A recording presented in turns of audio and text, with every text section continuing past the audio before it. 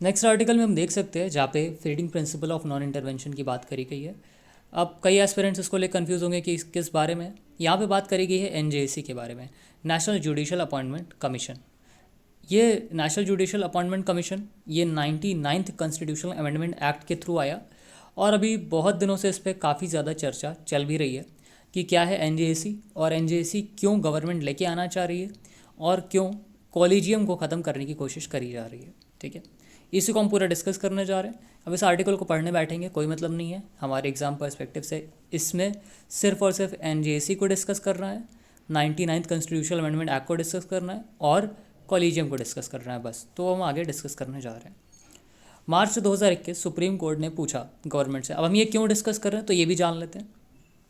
Supreme court ने government से पूछा कि वो 55 रिकमेंडेशन जो कि कॉलेजियम ने दिया है किसको, गवर्नमेंट को, कि वो जुडिशियल अपॉइंटमेंट करें हाई कोर्ट के जजेस की, वो 6 महीने से पेंडिंग पड़ी हुई है, लगभग आधे साल से वो पेंडिंग पड़ी हुई है।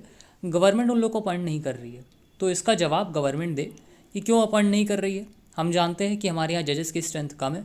अगर गवर्नमेंट उन्हें अपॉइंट कर दे तो ज़्यादा से ज़्यादा केस कम समय में रिजॉल्व हो सकेंगे। इसी बात पे पूरा मतलब ये हमारा टॉपिक उठता है। तो सबसे पहले देख लेते हैं कि किस किस जगह पे अपॉइंटमेंट्स मतलब किस तरह से कॉलेजियम सिस्टम चलता आया है।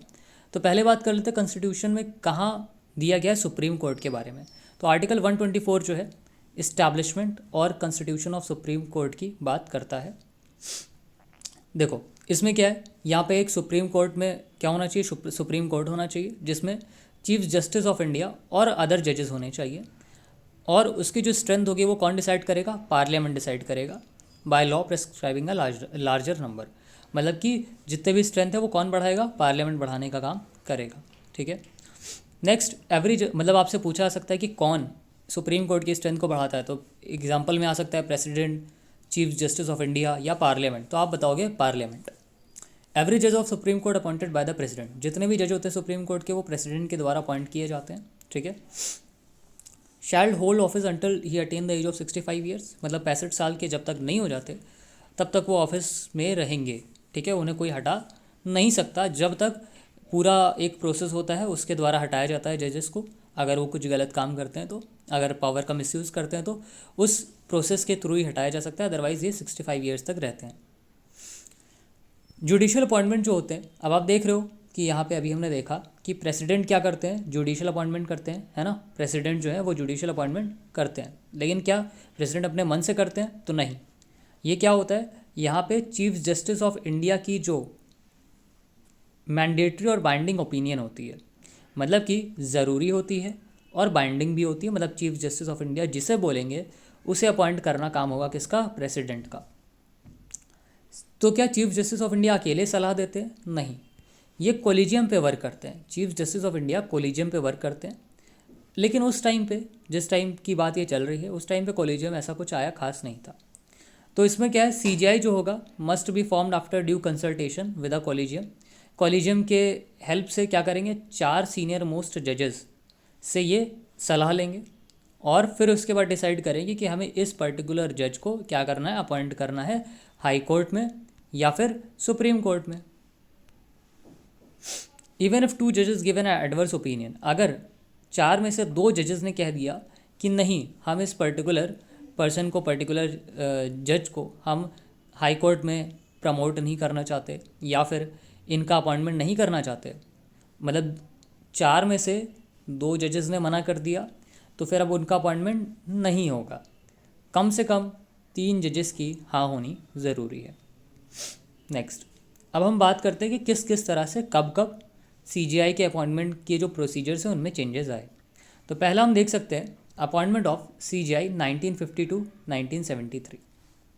यहाँ पे क्या है, 1973 तक ये नोशन हमेशा से बना रहा। नोशन मतलब ऐसी अवधारणा थी, लोगों में मानना था, मतलब गवर्नमेंट में और सुप्रीम कोर्ट में मानना था कि जो सीनियर मोस्ट जज होगा उसे ही क्या किया जाएगा, चीफ जस्टिस ऑफ इंडिया बनाया जाएगा। लेकिन 1973 में एएन राय को अपॉइंट कर दिया गया चीफ जस्टिस ऑफ इंडिया, जो कि उनसे already 3 other supreme court senior जजेस थे। ठीक है, मतलब कि एएन राय से 3 और सीनियर जजेस सुप्रीम कोर्ट में थे, उनको ना बना करके एएन राय जी को सुप्रीम कोर्ट का चीफ जस्टिस ऑफ इंडिया नियुक्त कर दिया गया। इस बात पे अब लोगों में क्या हुआ, एक बात शुरू हो गई खासतौर से सिविल सर्वेंट्स में और पॉलिटिशियंस में कि क्या प्रोसीजर ये जो सुप्रीम कोर्ट है किस प्रोसीजर को फॉलो करके चीफ जस्टिस ऑफ इंडिया को सेलेक्ट कर रहा है, सेलेक्ट करा जा रहा है। फिर 1977 में दोबारा ऐसा हुआ, एक और चीफ जस्टिस ऑफ इंडिया आए जो कि अपने सीनियर को सुपरसीड करके वो चीफ जस्टिस ऑफ इंडिया बन गए। इससे क्लैश शुरू हो गया एग्जीक्यूटिव में और जुडिशरी में। एग्जीक्यूटिव जो है कहने लगा कि आप किस प्रोसीजर को फॉलो कर रहे हैं। दूसरा आता है फर्स्ट जजेस केस 1982।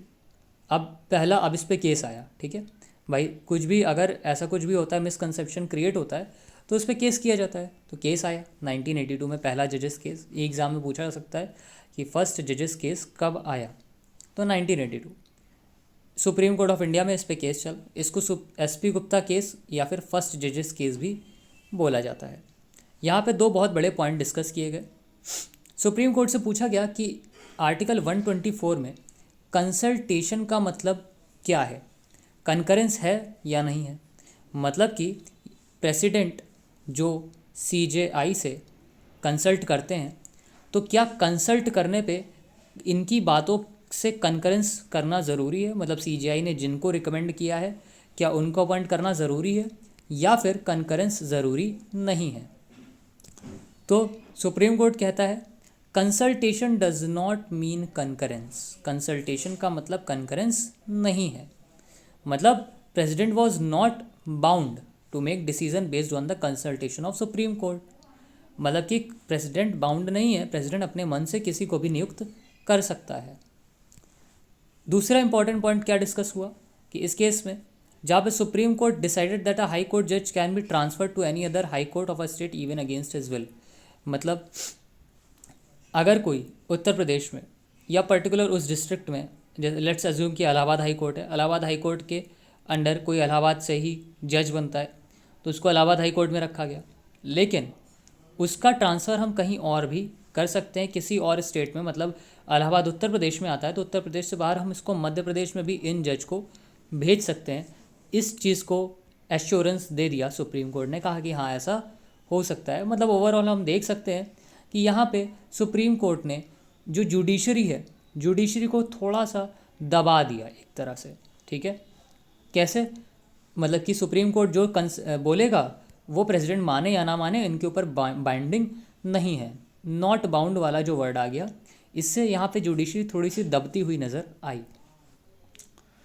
तीसरा पॉइंट, मतलब तीसरा कब चेंजेस आए, सेकेंड जजेस केस 1993 में। और ये काफ़ी ज़्यादा टर्निंग पॉइंट रहा हमारे ये मतलब कि पूरा अपॉइंटमेंट ऑफ जजेस के प्रोसीजर में, और यहीं से पूरा शुरू होता है हमारा ये NJAC और कॉलेजियम। दूसरी पिटीशन फाइल करी गई 1993 में जिसको नाम दिया गया SCARA, SCARA, supreme court advocates on record association. Supreme court के एडवोकेट ऑन रिकॉर्ड की एसोसिएशन ने, मतलब ये केस माना गया, ये उन्होंने फाइल किया। सुप्रीम कोर्ट ने अपने पुराने जजमेंट को ओवर रूल किया, कहा कि ये जो कॉन्करेंस की बात हमने करी थी, है ना, ये गलत है। मतलब कॉन्करेंस को जो हमने गलत ठहराया था वो बात गलत है। अब हम कॉन्करेंस को, मतलब कि कंसल्टेशन को हम कॉन्करेंस मानेंगे। हम कहेंगे कि हाँ consultation, meaning of consultation to concurrence, मतलब कि कंसल्टेशन मतलब प्रेसिडेंट जब पूछेगा CJI से तो CJI जो कंसल्ट करेगा, जिस जज को कंसल्ट करेगा उसे ही हमारे प्रेसिडेंट बनाएंगे जज, या प्रमोट करेंगे या ट्रांसफ़र करेंगे। मतलब CJI का कंसल्टेशन क्या हो गया, बाइंडिंग हो गया। यहाँ से कॉलेजियम सिस्टम का बर्थ हुआ। अब यहाँ से कॉलेजियम सिस्टम आता है। फिर आते हैं चौथा, थर्ड जजेस केस। अब कॉलेजियम सिस्टम क्या, ये वेट अ मिनट, हाँ, यहाँ से कॉलेजियम सिस्टम क्या, मतलब CJI जो कहेंगे वही माना जाएगा। अब देखिए यहाँ पे बात ये आती है ना कि एक तो ऑलरेडी CJI मतलब कि जो चीफ जस्टिस ऑफ इंडिया हैं, ठीक है, वो सुप्रीम कोर्ट के हैं। बाकी जजेस जो हैं हाई कोर्ट के हो सकते हैं या सुप्रीम कोर्ट के हो सकते हैं, है ना। तो अब CJI ऑलरेडी वो सुप्रीम कोर्ट के पार्ट है, मतलब जुडिशरी के पार्ट है। अब वो सबको जानते हैं, है ना, किसी को भी यहाँ से नीचे के हर पर्सन को जानते हैं। अब अगर सीजीआई किसी को भी बनाना चाहे, कोई उनका रिलेटिव है, फ्रेंड है या फ्रेंड का रिलेटिव है, अब उनको बनाना चाहे तो किसी को भी अपलिफ्ट कर सकते हैं, ऐसा नोशन है, ऐसा माना जाता है। इस वजह से कोलिजियम सिस्टम की काफ़ी बुराई करी गई और इसी चीज़ को लोग नहीं पसंद कर रहे हैं, स्पेशली पॉलिटिशियंस एंड एग्जीक्यूटिव्स। ठीक है, हाँ, तो अब आगे बढ़ते हैं, थर्ड जजेस केस पे आते हैं। थर्ड जजेस केस क्या कहता है? 1998 में थर्ड जजेस केस हुआ। The presidential reference to Supreme Court was issued questioning the mention of word consultation in article 124, 217 and 222 of constitution. मतलब कि यहाँ पे क्वेश्चन उठा कंसल्टेशन वर्ड को लेकर के फिर से। तो चीफ जस्टिस ने कहा कि चीफ जस्टिस अकेले कंसल्टेशन प्रोसेस का पार्ट नहीं है, चीफ जस्टिस के साथ साथ 4 सीनियर मोस्ट जजेस भी होंगे। मतलब ओवरऑल ये 5 लोगों का एक ग्रुप होगा जिसको हम नाम देंगे कोलिजियम, जिसको हम नाम देंगे कोलिजियम। 5 लोगों का ग्रुप होगा। ठीक है, ये हो गए हमारे 4 सीनियर मोस्ट जजेस और सुप्रीम कोर्ट के जो जज हैं वो। और अभी मैंने जो बताया था कि अगर 2 जजेस ने मना किया किसी भी चीज़ के लिए, अपनी ओपिनियन अगेंस्ट दिया, तो CJI will not recommend it to the government. मतलब कि यहाँ पे इक्वालिटी से बात करी जाएगी। तो नीचे जो 4 सीनियर मोस्ट जजेस होंगे उनमें मेजॉरिटी बननी चाहिए किसी को भी सेलेक्ट करने के लिए। 5वां कोलिजियम सिस्टम पे बात क्या आती है? कोलिजियम सिस्टम क्या है? इस सिस्टम में अपॉइंटमेंट ऑफ जजेस, the collegium will recommend the name of candidate to the central government. शुरू से मैं यही बात तो बताता आ रहा हूँ कि कोलिजियम जो है वो रिकमेंड करेगा name of the candidate to central government और सेंट्रल गवर्नमेंट उसे अपॉइंट करेगा। लेकिन यहाँ एक ग्लिच है। ग्लिच क्या है? मतलब कि हम कह सकते हैं कि थोड़ा सा लूप होल है। जो अपॉइंटमेंट का प्रोसेस है इसका टाइम फिक्स नहीं किया गया है। अगर हम कहते हैं कि आज से, जैसे हमारा जो अब जिस बारे में बात चल रही है, मैं एक बार दिखा देता हूँ वो चीज़, है ना, जिससे क्लियर हो जाए थोड़ा सा चीज़ें। यहाँ पे हमने देखा कि सुप्रीम कोर्ट सेंट्रल गवर्नमेंट से पूछ रहा है कि 55 जजेस का जो नाम दिया गया है कोलिजियम के द्वारा, आपने उन्हें 6 महीने से रिकमेंड, मतलब कि उन्हें पोस्ट पे क्यों नहीं रखा जिनका नाम दिया गया है। मतलब कि सेंट्रल गवर्नमेंट उनको अपॉइंट ही नहीं कर रही है, प्रेसिडेंट को दे ही नहीं रही कि आप अपॉइंट करो, है ना। तो ये वाली बात निकल के आ रही है कि अभी कोई फिक्स टर्म नहीं है, जब तक चाहे तब तक रोका जा सकता है इनके अपॉइंटमेंट को सेंट्रल गवर्नमेंट के द्वारा। अगर if collegium resends the same name again then the government has to give its assent to the names. अब कोलिजियम फिर से नाम भेजता है तो गवर्नमेंट को नाम फिर से, मतलब उनका नाम देना ही पड़ेगा और अपॉइंट करना ही पड़ेगा। लेकिन सेंट्रल गवर्नमेंट इस चीज़ को फॉलो नहीं कर रही है। कोलिजियम सिस्टम को बहुत ज़्यादा क्रिटिसिज्म देखने को मिला। क्यों मिला ये तो आप समझ ही गए होंगे इतनी देर में जो मैंने समझाई बातें, है ना। क्यों? क्योंकि लैक ऑफ ट्रांसपेरेंसी है, अकाउंटेबिलिटी नहीं है ना। और सिविल सोसाइटी भी इसको काफ़ी ज़्यादा अपोज करते नज़र आई। इससे 99th कॉन्स्टिट्यूशनल अमेंडमेंट एक्ट आया 2014 में, जिसको नेशनल जुडिशल कमीशन एक्ट भी बोला गया, और नेशनल जुडिशल अपॉइंटमेंट कमीशन भी बना ये बाद में चल के। अब national judicial appointment act commission act 2014 में क्या है?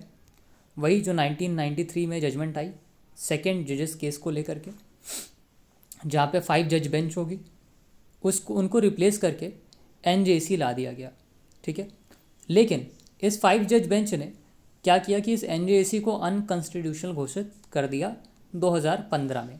मतलब 2014 में बिल आया, एक्ट आया, और 2015 में इसे अनकॉन्स्टिट्यूशनल उसी 5 जज कोलिजियम की बेंच ने घोषित कर दिया। ठीक है, NJC 2 would recommend name for the appointment of Supreme court जज। अब देखिए एनजेसी भी क्या करेगा, नाम रिकमेंड करेगा अपॉइंटमेंट ऑफ सुप्रीम कोर्ट जज के लिए और अपॉइंटमेंट के लिए और ट्रांसफ़र के लिए द कोर्ट, हाई कोर्ट के जज के। अब एनजेसी में कौन कौन होता है?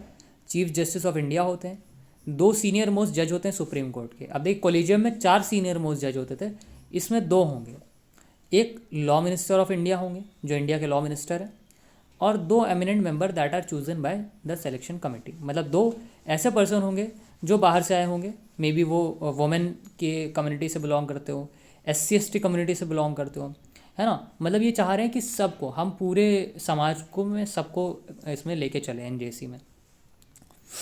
फिर देखिए oh wait a minute,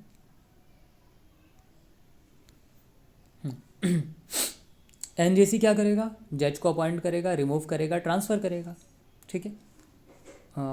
wait a minute, यहाँ पे रिमूव नहीं है, सॉरी, ये रिमूव वर्ड गलत से आ गया, रिमूव नहीं करेगा। रिमूव करने का प्रोसीजर पूरा अलग होता है।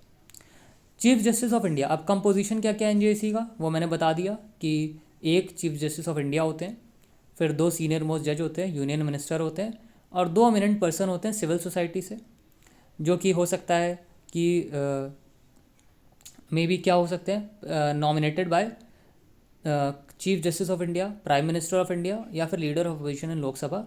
One of the eminent person to be nominated from SC ST OBC minorities और वुमेन। मतलब कि एक पर्सन जो होगा वो, मतलब कि ये तीनों लोग मिलकर अपॉइंट करेंगे, कौन, CJI, प्राइम मिनिस्टर और लीडर ऑफ अपोजिशन, और दूसरा जो पर्सन होगा वो SC ST OBC या फिर वुमेन कम्युनिटी से बिलोंग करता होगा। तो यहाँ पे हमने एनजेसी के बारे में पूरी बातें करी। अब देखिए एनजेसी में दिक्कत क्या है। एनजेसी में दिक्कत ये है कि जब आप इसमें उन लोगों को लेकर के आओगे जिन्हें लॉ के बारे में पता ही नहीं है ना, और साथ ही साथ यहाँ पे लॉ मिनिस्टर आ गए, और दूसरा यहाँ पे भी सिलेक्शन कमेटी में भी बताया ना इन्होंने कि एक मिनिस्टर होंगे। ये देखिए, वेट अ मिनट, यहाँ पे हम देख सकते हैं कि यहाँ पे एक मिनिस्टर होंगे, है ना। तो जो मिनिस्टर होंगे और लॉ मिनिस्टर होंगे, तो अगर ये दोनों लोग ने क्या किया, रोक लगा दिया कि नहीं हम इन्हें नियुक्त नहीं करेंगे, और साथ ही साथ सीधी सी बात है, जो मिनिस्टर्स होते हैं उनकी रीच लोगों तक ज़्यादा होती है, उन्हें मतलब कि लोगों को इलेक्ट करके भी कौन लाएगा, मिनिस्टर लाएंगे। तो फिर उनके ऊपर भी कंट्रोल किसका है, मिनिस्टर का है। मतलब 3 लोगों ने कह दिया कि नहीं हम इनको इलेक्ट नहीं करना चाहते, किसी को सेलेक्ट नहीं करना चाहते, वो अपने मन से फेवरेट अपने जज को सेलेक्ट कर लेंगे और उस जज से कहेंगे कि हमें कुछ फेवर करो। ऐसा जजेस का कहना है, मतलब कि ऐसा कोलेजियम सिस्टम का कहना है कि अगर एनजेसी आता है तो ये सारी प्रॉब्लम्स अगर होने के चांसेस और ज़्यादा हो जाएंगे। और फिर दूसरी बात, ये खतरा तो देखिए पहले से था कि यहाँ फेवरेटिज्म वाली बात तो पहले से थी ना, चाहे वो कोलेजियम हो या एनजेसी हो। क्यों? क्योंकि दोनों में ही कोई फिक्स्ड क्राइटेरिया डिसाइडेड नहीं है ना, इसमें फिक्स क्राइटेरिया है कि हम किसे सेलेक्ट करेंगे, और ना एनजेसी में है। दोनों में लोगों की मर्ज़ी से ही सिलेक्शन हो रहा है। तो इस वजह से यहाँ फेवरेटिज्म तो आना सीधी सी बात नज़र आती है। लेकिन एनजेसी में नुकसान एक और है। एनजेसी में नुकसान ये है कि जो हमारे यहाँ सेपरेशन ऑफ पावर्स है, मतलब जुडिशरी और एग्जीक्यूटिव लेजिस्लेचर अलग अलग है। अब क्या होगा, लेजिस्लेचर का इन्फ्लुएंस जुडिशरी पे देखने को मिलेगा, ठीक है। तो लेजिस्लेचर का इन्फ्लुएंस जब जुडिशरी पे देखने को मिलेगा, एग्जीक्यूटिव का इन्फ्लुएंस जुडिशरी पे देखने को मिलेगा, तो क्या होगा, यहाँ जो पावर का सेपरेशन है, जो जुडिशरी इंडिपेंडेंटली वर्क कर रहा है, अगर गवर्नमेंट कोई गलत काम कर रही है तो उसके अगेंस्ट भी जजमेंट लेके आ रहा है, वो आने बंद हो जाएंगे। तो इस वजह से एनजेसी और भी ज़्यादा हार्मफुल होगा, ऐसा जजेस का, कोलिजियम सिस्टम का और एनजेसी के क्रिटिक्स का कहना है। तो यहाँ पे हमारा एनजेसी और कोलिजियम ख़त्म होता है। मैंने पूरा एक्सप्लेन कर दिया। आई होप आप लोग को समझ में आया।